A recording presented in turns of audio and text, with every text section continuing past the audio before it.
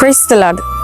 நல்ல ஜெபம் பண்றோம், நல்ல துதிக்கிறோம், உபவாசம் போட்டு நல்ல ஜெபிக்கிறோம், நல்ல ஆண்டவரை மகிமைப்படுத்துறோம், எல்லாம் நல்லதுதான். அதே நாவு சபிக்கவும் செய்து மற்றவங்களை குறை பேசுறது, தூஷணமான வார்த்தைகளையும் பேசுது. இதுல ஒரு வசனம் சொல்லுது, அப்படி பண்ணக்கூடாது, ஒரே வாயில இருந்து அப்படி பண்ணக்கூடாது அப்படின்னு வசனம் சொல்லுது. யாக்கோபு 3ஆம் அதிகாரம் அதுல 10வது வசனம் சொல்லுது, துதித்தலும் சபித்தலும் ஒரே வாயிலிருந்து புறப்படுகிறதாம்.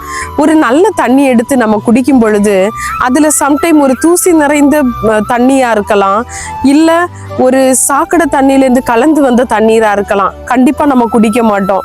அது போலதான் நல்ல ஜெபிக்கிற அந்த வாய் மற்றவங்கள தூஷணம் பேசுறது, அவங்களுக்கு விரோதமா பேசுறது, சபிக்கிறது, இப்படிப்பட்ட குணம் இருந்தாலும் கர்த்தர் நிச்சயமா நம்ம ஜெபத்தை கேட்க மாட்டாங்க.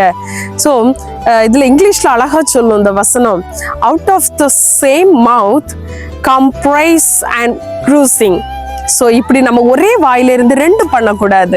ஒரே ஒரு இதுதான், துதிக்கிறது, ஆண்டவரை மகிமைப்படுத்துறது. ஸோ அந்த தூஷணமான வார்த்தை, சபிக்கிறது, மற்றவங்களை பத்தியே பேசுறது, இதை கம்மி பண்ணாலே நம்முடைய ஆசீர்வாதம் பெருகும். இந்த வார்த்தை உங்களுக்கு பிரயோஜனமா இருக்கும். ஆமேன்.